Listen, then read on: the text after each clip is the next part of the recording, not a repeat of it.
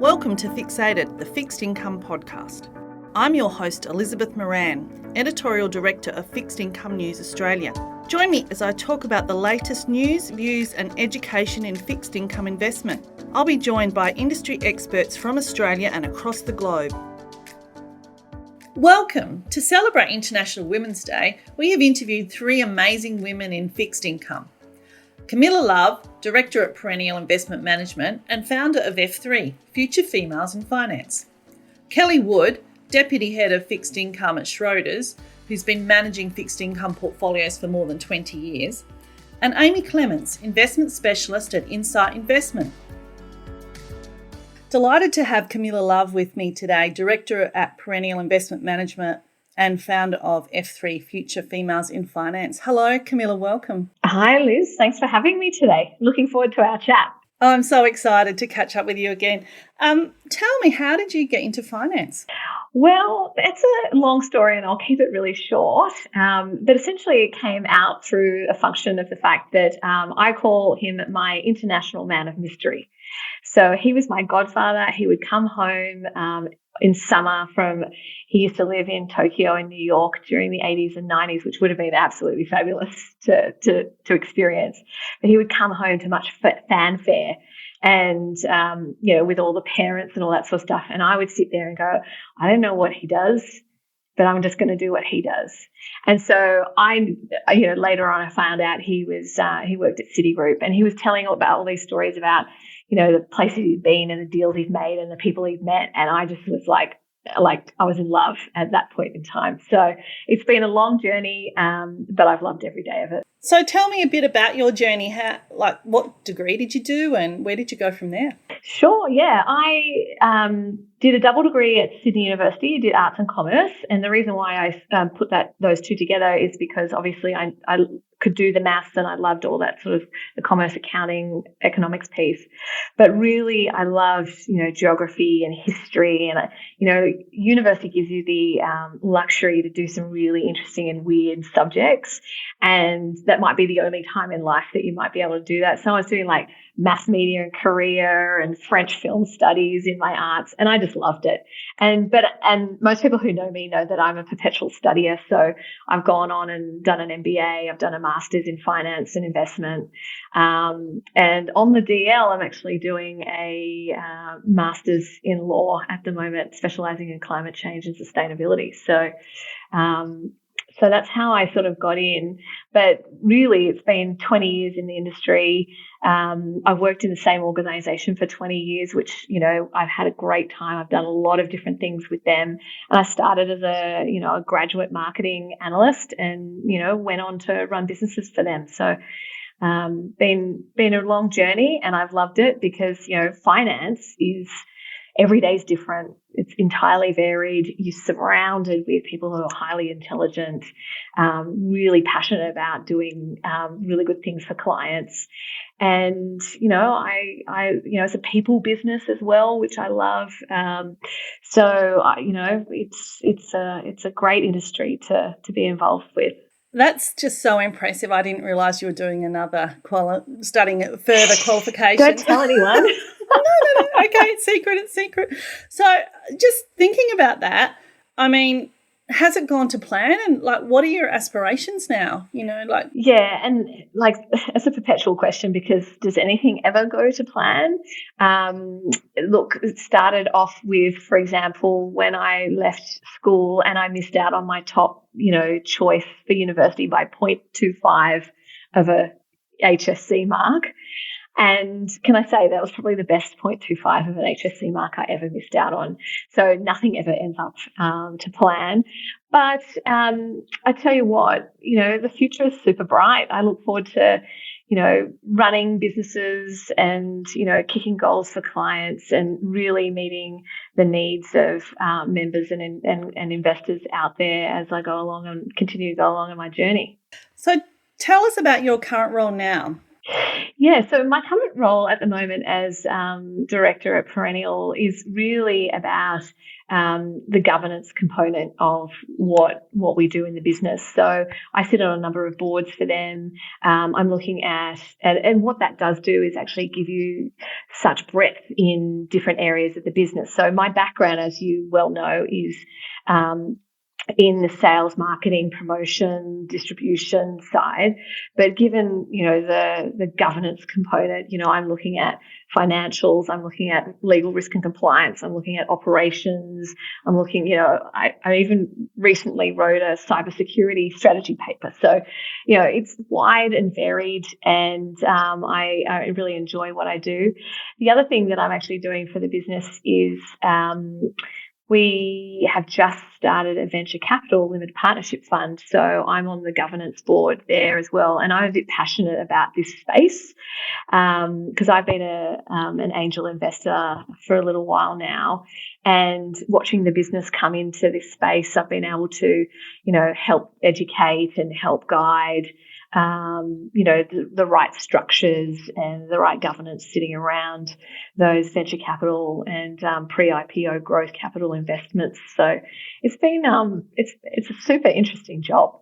I can't believe how much you have to juggle. Like, I know working on boards is a lot of work independently from your own day job, but obviously you have a really strategic brain. Is that where you want to end up in a strategic, even more strategic role maybe, or? Yeah, absolutely. Like my North Star is to run a funds management business at some time in the future. I you're only ever as young as you feel, but I do have a little bit of time left in my belt to work on the executive career in the next little while. But my view is, let's reach for the stars. Let's be a role model for a whole bunch of people out there to really show them what we can all do. So I love people. I love leading people. I love the strategy piece. I love solving the problem. And if I get to do that in any of my roles, it's always a good day. Tell us a little bit about how you juggle everything, like your work, your family, your health. It's a constant battle. It's never Sure. never ending, and I can't say that I'm definitely perfect at that. So what I would say is there's only 100% of you, right? So you need to allocate your 100% accordingly, and I do put obviously family comes first, and work comes second, but I also do put my mental health and my physical health at the cornerstone, because if you're not good in that, if you're not perfect, or at least working on it, everything else can fall away. But definitely, like, I was having a meeting the other day and someone said, oh, can you come to something on the 30th of March, right? So we're here early on in March. It's not even in the teens of March. And I looked at the 30th of March and I'm triple booked on that day. And I'm like, okay, life is a little bit more, shouldn't be what it is. But I tell you what, I've just come back from 8 weeks of long service leave. So the juggle is real, just trying to get back into the groove of, reality and work and friendships and family and school work and all that sort of stuff. So not perfect, always working on it. I'm so happy for you to hear that you've taken long service leave, because so many people decide they can never take it, or their job's too important. And I think it is important to take big breaks if you get the opportunity. Absolutely. And, I had a number of goals during my time away. Particularly one was to find joy, power, play, and vulnerability in every day. And I'm a big skier. So the mountain, and I was there for 7 weeks, and the mountains showed me that pretty much every day. And just to look up and smell, the fresh air and the pine trees, and watch the snow settle and all that sort of stuff. Like you need to have that break to find the power and the fire within to be able to continue going on. Oh, absolutely. I love the big skies, over the mountains. Oh, it's amazing. It's beautiful, isn't it? It's beautiful. And it's so quiet. And I'd ski down a run and I just stop. And I just look up and I just go, oh, my God, this is just so beautiful. And I just take a big, deep breath and smell it all in.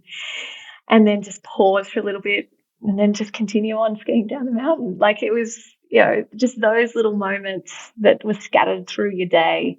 And also I spent a bit of time by myself over there. So my family came back for school and work.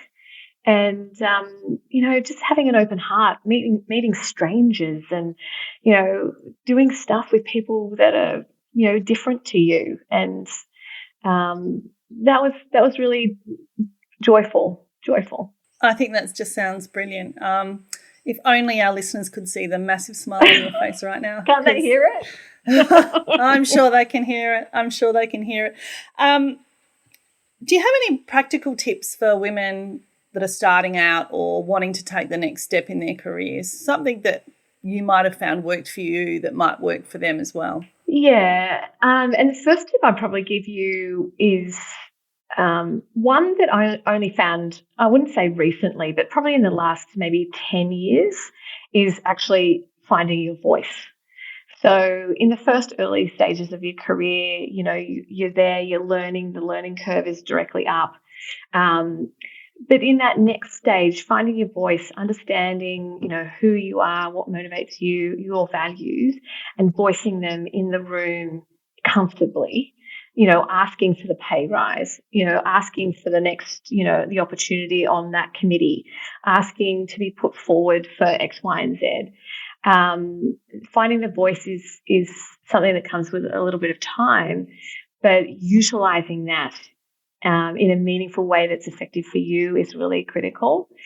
For those people who are early on in their career, take a chance is my view. So, ask, and my other thing is ask the next question. So whether that is, can I have a coffee with you? Because I'm really interested in how you got to your career, where you are in your career, or what's your job like, or can you show me how to do this? Asking that next question, because if you stay silent, you're not there, you're not learning much, and you're not putting yourself out for new opportunities. So there are a couple. I've got a list of advice, but I'm sure we're only a short podcast. I'm sure. I have this sort of theory, like say Geronimo, what have you got to lose? Just go for it and see where it takes you. Totally.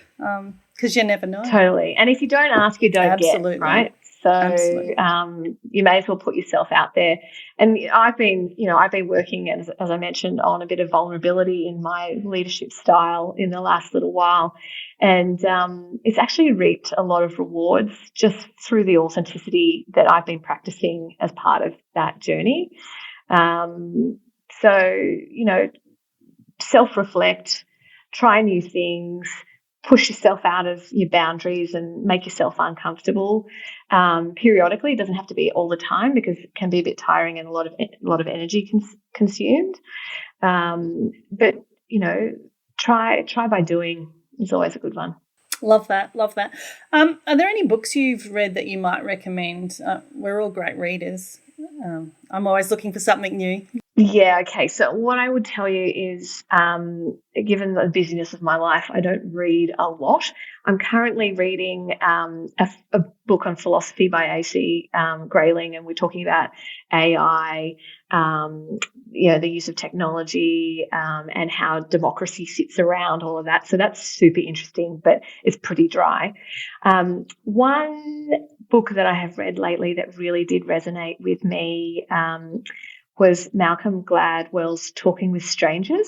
Have you read this? No, I haven't. So he has a whole bunch of chapters on certain situations, and how someone reacts is not necessarily how they actually feel or how it should be perceived on the other side. And he talks about a whole bunch of stuff that, things like, people who go to jail who, people just assume that they did it, for example, or, people with diverse backgrounds who just are perceived differently. Doesn't mean they're wrong or they're evil or whatever. It's just the way that you consume it as an individual, right? That's your perception. And it just really opened my eyes. Anything by Brené Brown. So, Daring Greatly and Learn, all that sort of stuff. Atlas of the Heart. So I've actually been watching, so I've I've listened to the audio book, so I'll give you that one rather than reading it. But there's a couple things on Netflix of hers, so I've been watching those, and they're all, again, about emotions, self-reflection, and becoming a better and more authentic leader. But I tell you what, my thing is podcasts. Like, I love podcasts. So I listen to Planet Money. I listen to Freakonomics. So, but the best one is something called Smartless. So this is like Jason Bateman, Will Arnett, and Sean Hayes, all three best mates, interviewing somebody random. It could be, someone, a comedian, it could be a politician, it could be an actor, it could be anybody. And it's just like belly laugh stuff. Because, there isn't a comment that goes by about, Jason being in Teen Wolf 2 when he was like young, and, and it's just funny. It's just funny. And so it just gives me the belly laugh that I need of the week. So there you go. That's my tip. Oh, that's gorgeous. They're fantastic. Thank you so much. I'm wondering how you might feel about International Women's Day. Yeah, that's an interesting one. We could argue that every day should be International Women's Day. We could also argue, is it on the same level, because there's, dog days and International Pizza Days and all this sort of stuff. But it is a time of reflection. So, and I think that is probably what I take away from it most of the time, particularly when it comes around every year, reflection on those women in my life, and they all know who they are, who really make an impact, who really have changed who I am, who've made me a better person, who've made me a better leader, who made me, those women need to be celebrated, and I celebrate them on that day. That's just so lovely. I love that, Camilla. Just one last thing. Is there anything else you would like to share with our listeners? Go on long service leave. It makes you look 20 years younger. You look fantastic too. Yeah. You've got a beautiful tan, big smile. My snow tan. It's only from my glasses down. You know that, right? Still looks amazing. But, what I would say is, particularly for those younger and, new entrants into the industry, one, the industry is fabulous and I'm glad you've joined. And two, if you haven't joined yet, do join. It is seriously rewarding. Because I reflect on what I do at F3 and trying to, nudge a whole bunch of really talented young women into the industry. And there's a lot of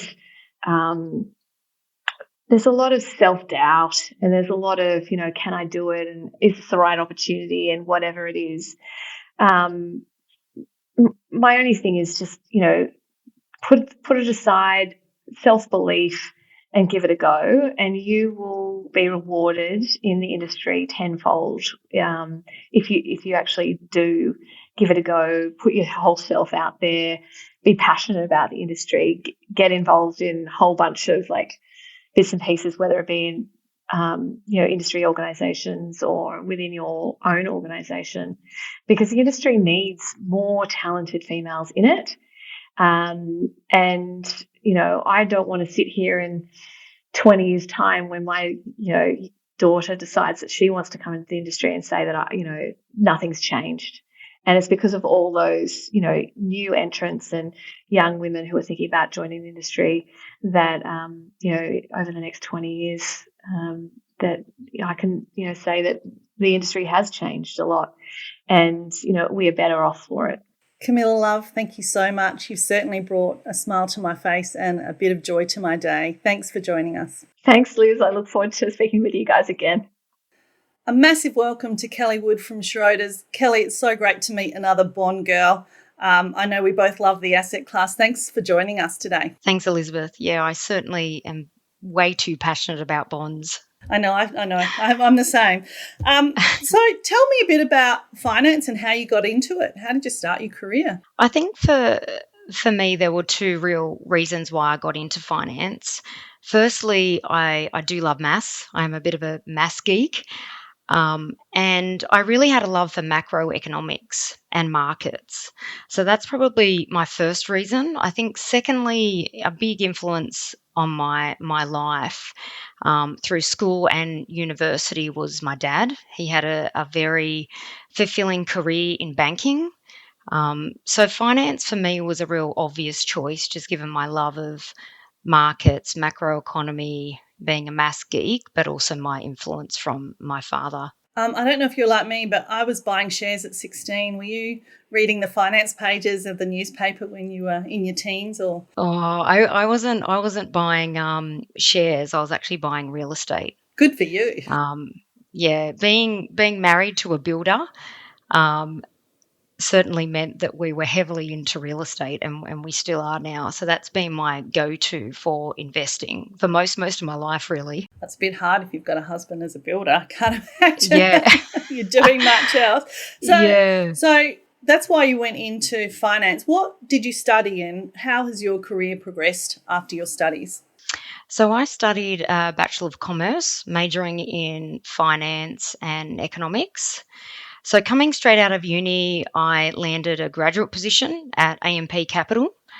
And this is where I really took sort of 2 years of my life coming out of uni, really exploring my interests, not really knowing whether I wanted to go into markets, economics, and just exploring the markets, what I liked, where my skills were best suited.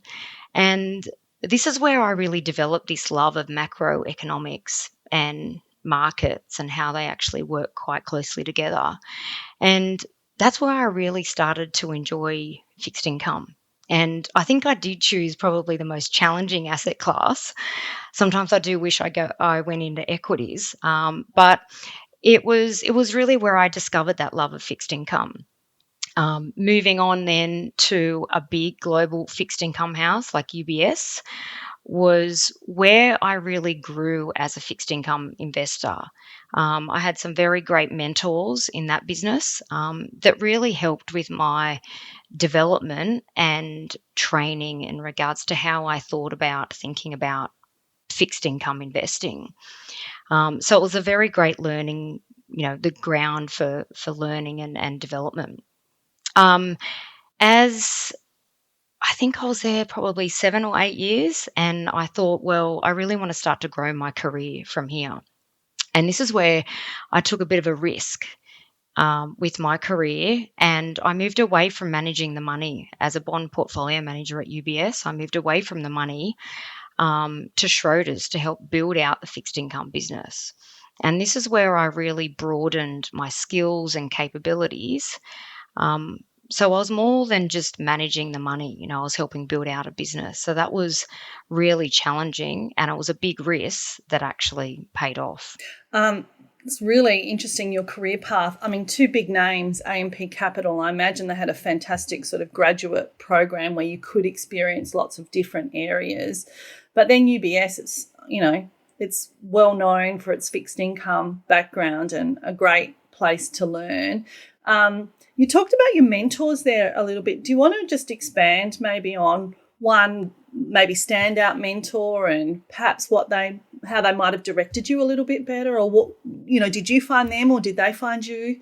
Two of my mentors were at UBS. I guess most of my mentors I like to search out within the business that I'm currently in, because I think it's important to have the supporters or the sponsors within a business that can really champion your success as an investor. And most of my mentors have helped me in terms of challenging my thinking about fixed income, my beliefs in regards to investing. So top-down investing versus bottom-up investing, thinking about fixed income from more of a strategic perspective. And probably finally, how to strike a good balance between valuations in markets, but also the cycle. So, my mentoring, I think, in terms of the development of my career and my background, um, was certainly in regards to how I thought about going about fixed income as an investor.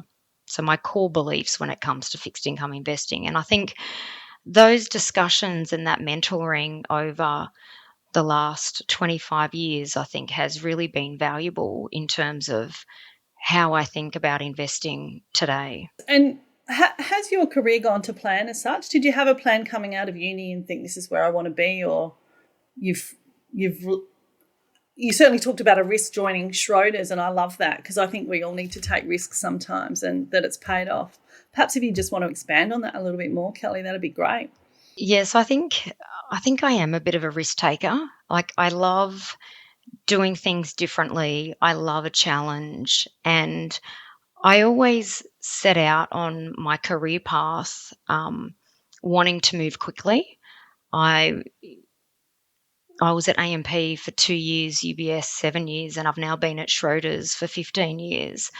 And I really wanted to progress quickly. So it was always sort of challenging myself, making sure I was taking risks, like moving away from managing the money, which I think back to one of my early mentors. And he said to me, Kellie, there are only three things you need to know about investment management: stay close to the money, stay close to the money, stay close to the money. And this was a real risk when I moved from UBS to Schroders because I was moving away from the money. And, these mentors had been in markets for many years. So for me, it was going against what I'd been told by one of, my greatest mentors. And, for me, it really paid off. And it's really helped me grow as an investor, but also broaden out my skills. Like, I don't just know how to manage money, I also know now how to build a business. And when I did come into Schroders, which was predominantly an equity firm, we had nothing to lose. The sky was the limit. So this is where I really grew in terms of my skills and capability, in terms of what I could offer a business. So you're now deputy head of fixed income at Schroders, which is fabulous. What's the best part of the job or your day? Well, my love of markets and investing means that the best part of my day or my job is talking about strategy. Where are we in the economic cycle? Where are valuations? How is liquidity sitting within different components of our portfolios?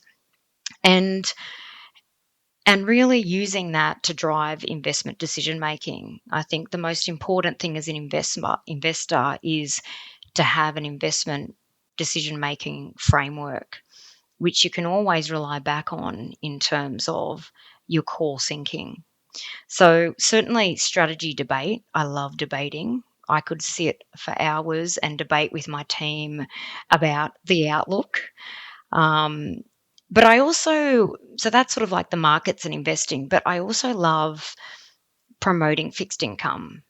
I am seriously obsessed and passionate about bonds, and I love being out on the road with our sales team promoting fixed income. So I love doing the commercial aspect of my role, speaking to clients, consultants, getting up on stage saying bonds are back. Like, I love that.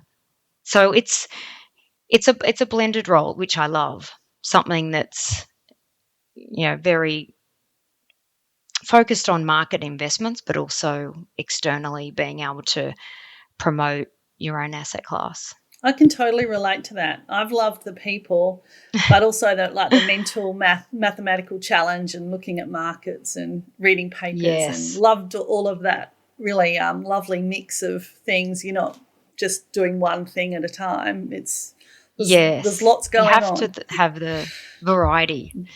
Exactly. Yep. So you've got to be a seriously busy person. How do you balance work and life and family and friends and your health? Well, it's certainly a juggle, and it's chaotic at times. But I wouldn't have it any other way. Like, I love chaos, and it's like sort of markets. I love the volatility. So I think it's just how I'm wired, that I am most productive when I have a lot of balls up in the air. I'm really driven when I'm busy and under pressure. So I guess for me, the way in which I deal with that is having a good support system. Um, my husband and I both work. Um, so he's a builder and I'm in market. So we work as a team. We have two young boys that are 10 and 7. So, they certainly keep us on our toes. So working as a team and ensuring that we have a good support network. Like, I think I do outsource just about everything. Good for you. I think I actually think at one point it was a few years ago where I had a lot going on. I even had a dog walker. So there's points in my life where I am extreme, and I do outsource things that other people can probably do better than me. So making sure we've got the right support system in place. My husband and I are working as a team. But also having the flexibility with work, because our priorities do change. Sometimes there's a lot going on with our family. Sometimes we're really into work. So it's making sure that there is that flexibility with work to be able to work from home, to be able to attend the boys' swimming or athletic carnivals or whatever's going on at school, and making time for ourselves and having a bit of fun along the way. Kelvin and I love to have a lot of fun, so it's a good balance. It sounds like you've got it worked out, I have to say. So good for you. Yeah.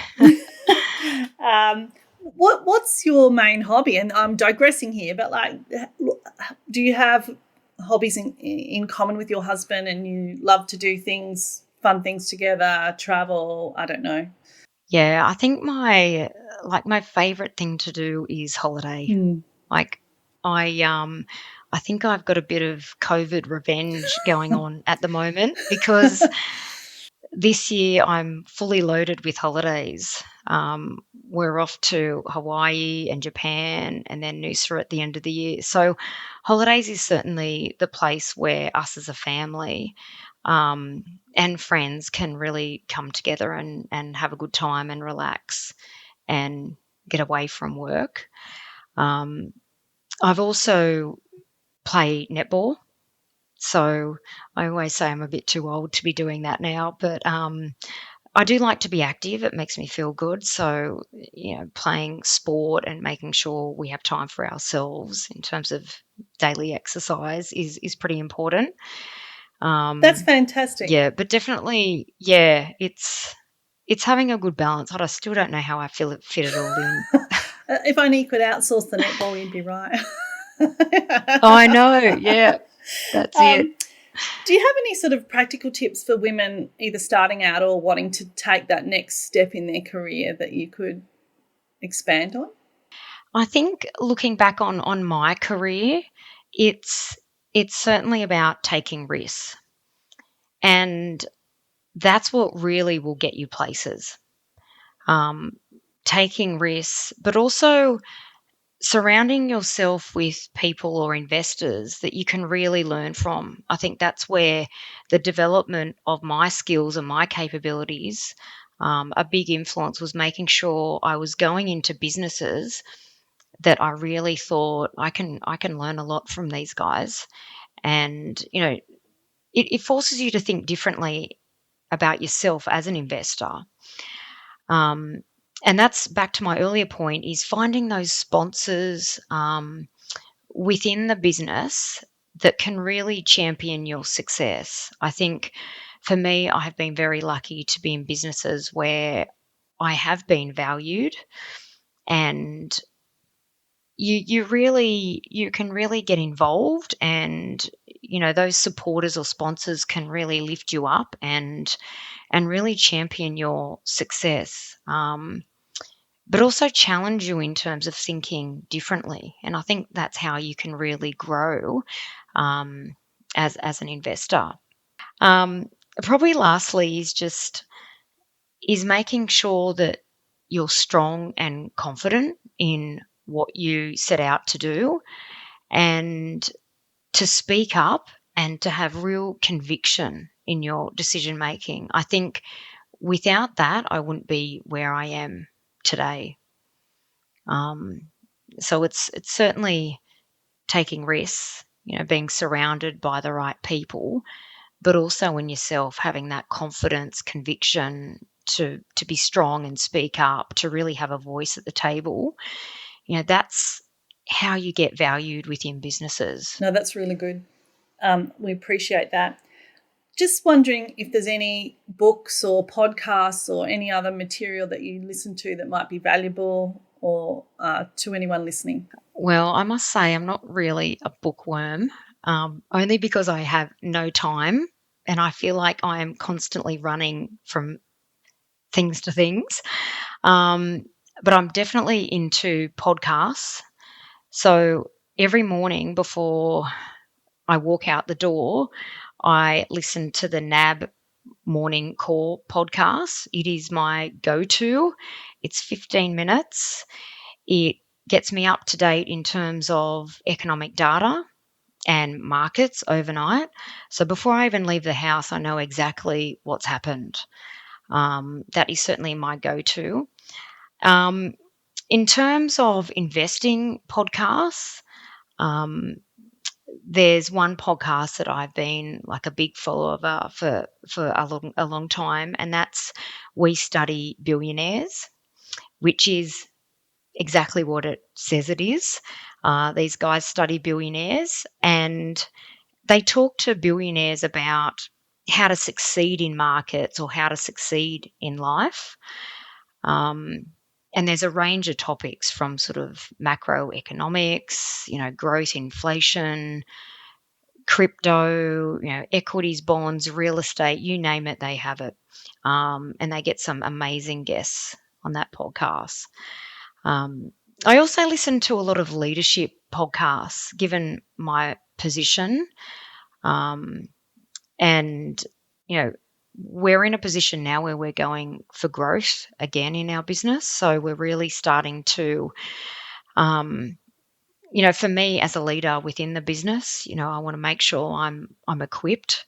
And, listening to leadership podcasts has certainly helped me in terms of the management of people and communication, has certainly been sort of invaluable. How do you feel about International Women's Day? Well, I think it's probably the busiest day of the year for me. I love getting out there, telling people my story, because I have had a good experience, and maybe that's because of what I spoke about before in terms of taking risks and being surrounded by good people and sponsors and being strong and confident. So I do like getting out there talking about my story, and because it's something I'm really proud of. And we do need to celebrate women's achievement. And it's a day where I think we can have a lot of impact. And for me, it's important to get my story out there because I think employers really need to create workplaces where women can thrive. And I think my story helps in that messaging. And I have been lucky enough to work for two organisations that they did have the right workplace, that I could thrive as an individual and an investor and really carve out my career. Like I feel like I've been in complete control of my career, but being in those organisations where the workforce is, it's set up in a way where women can thrive. So I have been lucky at companies like UBS and Schroders to be able to do that. I'm sure you've given back in spades, Kellie, because that's what happens, kind employers, generate a lot of goodwill from their staff and you double down when you need to and work all those long hours, as I'm sure that you do. Yes. Is there anything else you'd like to share with our listeners today, Kellie? I think just really believing in yourself, and you can go all the way. And I think the real risk here is just playing it safe. Like, I think my experience was all about taking risks, and it did pay off. But I think without taking that risk, it really doesn't generate an opportunity. So, the real risk for women is that if you do play it safe, then it's going to be difficult to produce that sort of opportunity for you to really carve out your career. Kellie Wood, thank you so much for joining us today. It's been wonderful. Great to have that chat. Thanks so much for your time. Thanks, Elizabeth. A big welcome, Amy Clements from Inside Investment. How are you today? Really well, thank you, Elizabeth. How are you? I'm good too. Amy, tell me, why did you choose finance? It wasn't a direct route for me, really. I, from quite young, was inspired by my father, who was this very resilient entrepreneur, very hardworking, who'd built a business without any real formal education. And after I decided I didn't want to spend my life swimming with dolphins, at about 8, I decided I wanted to emulate that and be a founder and a director of my own business. And so it was a few years later during high school, when you can start electing the subjects you'd like to take through to the completion of high school, that I started studying business economics. And that's really when I fell in love with microeconomics, corporate finance, behavioral finance, and then pursued that through to university. And what have you done since university? Interesting journey in that I graduated in the December of 2008. I had decided in about March of my the fourth year of my studies, to book a one-way ticket to London and make it in London in the finance industry. And we all know what happened in the June, July. We had the global financial crisis really kick off. And so I had to pivot very quickly come January, landing in London in the middle of a horrible winter. And spent the next 3 years working for a startup business for its 2 founders, and then moved over in 2011 to work for Insight. And what have you been doing at Insight? It's been a varied course for me, or journey for me. I spent 7 years in the business in London, originally, working across 3 different roles. Initially, one in business development, so really looking to establish relationship there with defined benefit pension funds and insurers and see how we can help them work on solutions together. I then moved into the client team. So essentially had those same institutions being my client, working with them on fixed income mandates, on overlay and protection, derivative protection type mandates to help them with their inflation and interest, currency and equity risk. And then I moved into a consultant relations role in London as well.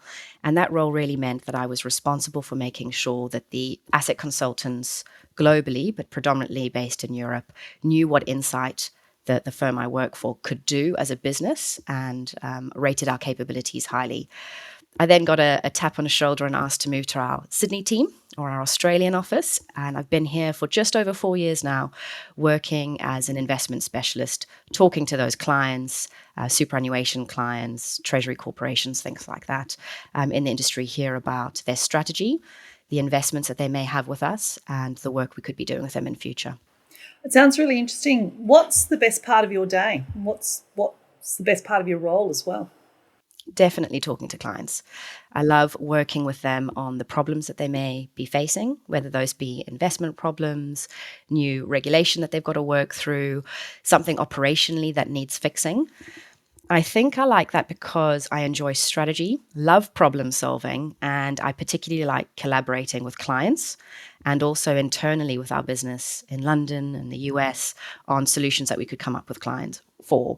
And the really nice thing about project-based strategy work is that it's finite and you can assess whether a job's been really well done, put to bed, and then you move on to something else. So I would say it's working with clients on the problem statements they might have and helping them fix or solve for those. Now, we should explain that they're institutional clients, aren't they, Amy? Yes, predominantly the most of our clients globally and also in Australia are institutional clients, though we do have a presence across the wholesale market as well, just far smaller. So I imagine you have a fairly busy life. How do you juggle, work, life, family, health, friends? I do have a lot on. So apart from a very full and what I think is varied and interesting career, I'm also the candidate or the chair of the candidate engagement committee for the CFA Society Sydney. And another part of my non-exec portfolio is the secretary to the board of the Ballet Society New South Wales. So it's a full plate along with a 2-year-old at home. It can be hard to juggle. I think I had to have a real conversation with myself and accept the fact that while you can have it all, I suppose, in essence, I've got a very long career and a very long life to have it all. And it's not possible to have it all at the same time. So there'll be parts in my life where I'm focusing primarily on building a new strategy or a product for our business, and that might consume a lot of what I'm doing. It might be something on the non-exec side. It might be the current challenge is finding schools for my 2-year-old, and being able to pivot and being able to make sure that you've got enough capacity to focus on the next big priority, I think is really important, rather than beating yourself up for trying to do all of it all the time perfectly, which is, of course, not achievable at all. No, I love and very interested in your non-exec director roles, and they're quite diverse in themselves. The CFA Society and the ballet. What maybe are some of the challenges or insights you might give someone looking to get into non-exec director roles? I think it's probably the same advice I'd give for all the way through your career, and that's network. I think both within your own organization as well as externally. So, the CFA Society in Sydney is a society that I decided when I moved to Australia was, as a CFA charter holder myself, would be a really fertile ground for me, I suppose, in that I'd meet colleagues, I'd meet contemporaries, I'd meet both men and women who could inspire me, that 10, 15-year stretch target. And by meeting them, listening to their stories and having them guide me in their own individual ways, I was likely to have a fuller and more successful career and really settle into a market where I didn't know anyone when I first landed in January 2019. So that's the first piece of advice I'd give is network more broadly in and out of your career to try and understand the sorts of things that are available. And then I think it was that, the next piece of advice really would be to understand where you have transferable skills. So the work that I do with the Ballet Society New South Wales, that's a charity organization, very different to my day-to-day role, but I am quite strategic in my thinking, or can be, very organized, and I love the arts and ballet. I was a ballerina at no professional or even really amateur level up until about 15, 16 years old. And I thought, what better way to use my skill set, my networks that I have within corporate finance and finance generally, than to pivot and use that same skill set in a charity setting. So I think it's think broad about your skill set and where it may be applicable, and network in and out of your industry to try and understand what might be available for you and what good next steps to take to develop your own personal skill set, your brand, and your experience. I think that's great. What are you looking forward to in your career? And do you still set yourself goals? You've achieved so much. Do you still set yourself goals? I do set myself goals. My goals are, rather than being defined by number of years or a particular level I'd like to reach in my career, it's about how I feel about what I'm doing. So something pivotal for me when I was 15 years old was reading a particular book, actually. It's Stephen Covey's 7 Habits of Highly Effective People. And habit number 2 was live with the end in mind. And that really struck me. He actually gets you to do this exercise. If you can bear it, it's a bit painful and take some time. You've got to think all the way forward to your funeral after a very, very full life, and the sorts of things people say about you. How you are as a colleague, how you are as a partner to someone, how you are as a daughter or a son, a sibling, a friend, someone in your community, and really start to define how it is you want to interact with those different groups, if you'd like to, for example, be getting involved in things like your community. And I set myself quite lofty goals as a 15-year-old in terms of the descriptive language I'd like people to use, people who know me to use about me. And I really just try to assess every year or so relative to that sort of language. Am I being supportive? Am I being inspiring? Am I, helping people in their careers? Am I warm and spontaneous as a mother or as a wife? So rather than setting specific goals, I try to think about what I mean to people and how I can interact with the world around me and whether I'm doing a good enough job there or not. I'm sure you're doing an excellent job, Amy. Thank you. I think you're inspirational, very inspirational. How do you, are there any podcasts or books or things that you listen to? Because I imagine you've got a busy day trying to keep up with everything that's going on globally and with all the clients, your client interactions. How do you keep up to date? One of the first things I do when having my morning shower or grabbing some breakfast is I listen to a podcast. It's an Australian podcast. It's called Squiz. Squiz the Day is a couple of wonderful women who, essentially give you a 7 to 10 minute snippet of international news from the day before. So it's a wonderful way for me to get across what's happening, whether it be, with the war in Ukraine or, what's happening in Turkey at the moment, political things that might be occurring in Australia and more broadly. So that's a great and very well worth spent 7 to 9 minutes. It means that your water cooler chat is up to date and you just have that wider world perspective. Then when I get into work, I don't have much time before that. I love to spend time with my daughter in the morning. She's got loads of energy. She loves to play. We have really nice breakfast together. But either on my commute into work or when I get into work, I try to make sure that I'm abreast of what's happened to markets, and that's just general market commentary. It might be what investment banks are writing. There's no one particular source.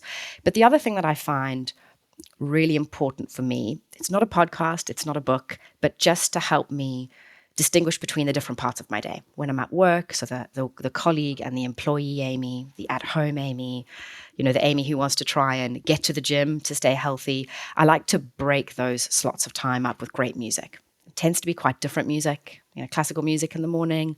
When I'm trying to get to work, it relaxes me. Particular songs I like to listen to before I want to go and head out to the gym. So for me, I use music as a tool very much to set my mind frame for the next activity I'm focusing on. That's great. Just one quick question. Did you listen to any music before you joined the podcast today? I didn't. The last time I listened to music was just before lunchtime when I was in the kitchen whipping up some things for my daughter for lunch, but not just before the podcast, sadly. I should have. Okay. And one other quick question. Did you ever learn an instrument? I did. Shamefully so, just the recorder, which I think is a rite of passage. Certainly I'm South African. For South African children at junior school, it's sort of the only instrument that gets readily handed out. Wasn't very proficient. And then I was one of the people responsible for the great piano shortage of March to April 2020 when we all went into lockdown, and I tried to learn the piano. I got far enough that I was pretty happy with myself. And then, had my daughter after that. And I must say it's sort of stalled since then. I'm not surprised. It does give young children do sap your energy, but music does give you such a release. And it's really good to hear that. So how do you feel about International Women's Day? I get really excited about it every year, not just because it's one day. It's something to be excited about or celebrate on one day, but because of the two things: the messaging that it gives to women and particularly girls everywhere, and secondly, because so many organizations like to celebrate it, want to commemorate it, I suppose, and so there are a lot of events you can get involved in. So it ends up being, I suppose, how we'd all like our birthdays to be, a multiple event, multiple day sort of thing. For me, International Women's Day, how what I like about it and how I like to focus on it is the messaging that it gives to particularly young girls. Perhaps my focus is that because I've got a daughter, but I think it's the idea that words like capable, courageous, bold, leader, those words can be synonymous with girls and with women, and that whatever they choose to do, whatever level they attain in their career, whatever their career might be, that they are capable and able and invited to do that throughout their life. So International Women's Day is incredibly important, I think, globally, and means a lot, has progressed women's equality, and that's really important. For me, on the individual and micro level, it is about taking those words that I mentioned and hopefully making them more intrinsically felt by young women and by girls in Australia and around the world. Fabulous. Is there anything else you'd like to share with our listeners? Just I think that I feel incredibly proud to work in financial services. I hope they do too, for those who do and for those who are thinking about it, to seriously consider a role in financial services and for me, investment management. It was difficult to graduate in 2008 and 2009 in a market that was incredibly skeptical about financial services professionals. And for me, with what we do, particularly at Insight, but in the investment management industry, what we try to do is give mums and dads, general members of the public, more dignity and more certainty in their retirement. And I think that that's really meaningful. And it's a huge privilege. It's also it happens to be a challenging, fast-paced and incredibly interesting industry as well. So I suppose one final thing I'd like to say is if you're working in the financial services industry and you're thinking, my goodness, it's early March, I've got another whole year ahead of me, it's be energized by that. What we do really makes a difference at a micro level to people that you know and love and care for. And if you are thinking about a role in financial services, to be inspired by that and really go for it. Amy Clements, it's been delightful talking to you. I feel inspired and ready to go, ready for another year. And thank you so much for sharing your time and thoughts with us today. It's been an absolute pleasure. Thank you so much. Thanks very much to our three inspirational guests, Camilla Love, Kellie Wood and Amy Clements. Whatever you're doing, I hope you can take time out and enjoy International Women's Day. Thank you for joining us this week on Fixated, the Fixed Income Podcast. Still hungry for more fixed income news, views and education? Then visit fixedincomenews.com.au and don't forget to subscribe to our newsletter to have the latest news delivered right to your inbox. Thanks again for joining us. I'm Elizabeth Moran and we'll see you next episode on Fixated, the Fixed Income Podcast.